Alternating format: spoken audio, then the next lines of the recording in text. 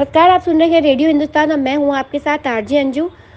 वैदिक विचार में प्रस्तुत है आज बढ़ती जनसंख्या का क्या क्या करें, जिसे लिखा है वरिष्ठ पत्रकार और प्रसिद्ध लेखक डॉक्टर वेद प्रताप वैदिक जी ने।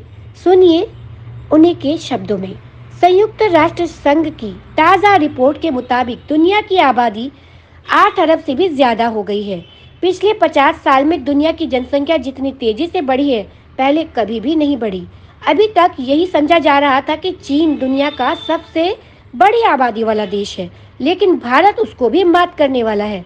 भारत में इधर बड़े 17 करोड़ लोग उसे दुनिया का सबसे बड़ा देश बना देंगे। ऐसा नहीं है कि भारत जनसंख्या के हिसाब से बहुत आगे बढ़ गया है। इस देश ने कई मामलों में सारी दुनिया से बेहतर उपलब्धियां भी हासिल की हैं। इस समय डिजिटल व्यवहार में वह दुनिया में सबसे आगे है।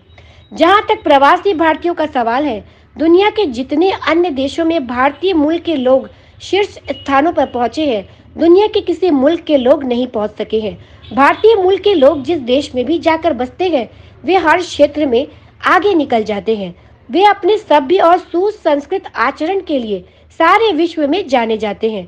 लेकिन दुनिया की बढ़ती हुई आबादी कई देशों के लिए तो खतरनाक सिद्ध हो ही रही है। वह भारत के लिए भी चिंता का विषय है।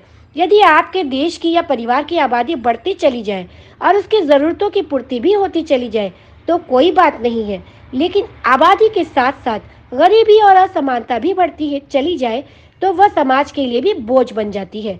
यूँ तो भारत में जनसंख्या की रफ्तार पिछले दशकों के मुकाबले थोड़ी कम हुई है, लेकिन हमारे देश में अभी भी लगभग 100 करोड़ लोग ऐसे हैं जिनके लिए हम पर्याप्त भोजन, निवास, वस्त्र, शिक्षा, चिकित्सा और मनोरंजन की व्यवस्था नहीं कर पाए हैं।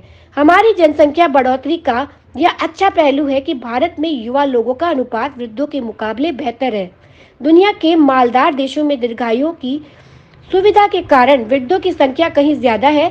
जनसंख्या के खतरे से निपटने के लिए भारत सरकार को 2 बच्चों वाले प्रतिबंध पर भी तुरंत विचार करना होगा। जनसंख्या की दृष्टि से भारत का फायदा उसके इस तेवर में भी है कि भारत से पढ़े लिखे युवक बढ़िया आमदनी की तलाश में विदेशों में जाकर अपना ठिकाना बना लेते हैं। लेकिन भारत चाहे तो वो अपने दक्षिण और मध्य एशिया के देशों में विकास का इतना बड़ा अभियान चला सकता है कि देश के कई करोड़ लोगों को वहां रोजगार मिल सकता है और वे वहां बस भी सकते हैं। मध्य एशिया के 5 देशों का क्षेत्रफल भारत से 1.5 गुना है और उनकी आबादी मुश्किल से 7.5 करोड़ है। भारतीय लोगों को अगर उचित मार्गदर्शन और सुविधा मिले तो वे न केवल भारत की बढ़ती आबादी की समस्या हल कर सकते हैं, बल्कि प्राचीन आर्यावर्त की अकूत संपदा का दोहन करके एशिया को यूरोप से भी आगे ले जा सकते हैं। तो इसी के साथ मैं लूंगी अनुमति। नमस्कार।